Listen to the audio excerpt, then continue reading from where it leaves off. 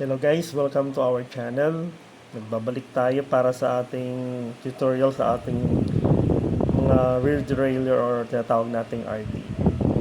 So, tatalakayin natin today all about the parts of an RD and its purpose. Mag-start tayo dito guys sa connector or sa ating RD hanger connector. Itong nagko-connect guys sa ating RD to our frame through the RD hanger. Okay? Next ay ang ating power spring guys. Ito nagbibigay ng lateral movement sa ating mga RD. So, kung ganito yung position ng RD natin, pag tinignan mo siya mula sa likod, ang movement na magagawa mo rito ay ang lateral movement guys. So, from the small cog going to the biggest cog. Yan ang movement na binibigay niya. Okay? And dito naman sa loob ng ating pivot chamber ay meron niyang spring dyan guys. Malakas din yung spring dyan. Ang ginagawa naman ng spring na yan ay nagbibigay ng ability sa RD natin to go forward and back. So, pag nakaganito siya, as you can see, pag nakakabit siya sa ating mga bikes, pag pinul mo yung lever mo for your shifter, pag papunta siya sa pinakamalaking cog, aangat siyang ganyan guys. Okay? So yan ang ginagawa ng spring nandito sa ating pivot chamber. Now dito naman sa likod, etong tinatawag nating B-screw or body screw ay siyang nagbibigay ng tamang distance kapag nasa pinakamalaki kang cog and your upper pulley. So, ang rule dyan guys, kung hindi pa rin nagbabago hanggang sa ngayon, the distance nitong ipin ng iyong upper pulley in relation sa ating biggest cog ay dapat nasa 5 to 6 mm guys. Yun ay para magkaroon siya ng tamang distance para hindi siya nagka-crunch o hindi siya masyadong dikit, para miwasan natin ang maagang pagkasira ng ating mga pyesa guys, lalo na yung RD pulleys. Next, ito namang ating high limit screw or H limit screw guys. Ito naman ang nagdidikta ng position ng iyong chain from your smallest cog in relation to the frame.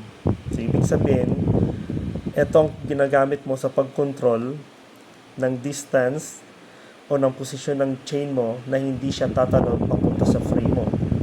Pag nangyari yun guys, sobrang nakakainis nun. Para sa akin, magasgasan na lahat ng parts ng bike ko, wag lang yung frame. Next, itong dito sa baba, this one, ito naman yung natawag nating low limit screw. Ito naman ang nagdidikta ng relation ng iyong chain from the biggest cog to your spokes. Ibig sabihin, pag lumampas ka ng pagkaka-adjust nito, posibleng tumalon yung chain mo from your biggest cog papunta sa spokes mo. So, delikado din yun guys, lalo pag nasa ride ka, umaahon ka guys. Next naman ay itong ating cable housing stopper or arresting cable. Dito pinapasok yung cable guys kung saan nasa loob yung ating shifter cable. So papansin nyo, mas malaki siya, then mas smaller yung dito sa likod kasi dito lalabas ang ating cable. Dire-diretso yan guys, papunta dito sa baba kung saan nakalagay itong ating knob dito. So kung makikita nyo upon close up, meron siyang ridge dyan, this one, yung butas na actually para siyang guys, para siyang hiwa. Dyan mo i-guide yung cable, ihilain mo siya pa dito sa baba. So ang position na nakaganyan yan. So, from here, going down. Tapos, saka mo siya ilalak. And mind you guys, pag naglalak kayo dito, at first na hindi pa masyado maganda yung shifting, ay huwag nyo munang higpitan kasi masisira yung cable wire nyo guys. So, pag nasira yon, pag pinutol mo na, hindi na maganda itsura niya. Mahirap na siyang lagyan nung nung nilalagay natin sa dulo ng ating mga cables right after natin putulin. So, that's it guys.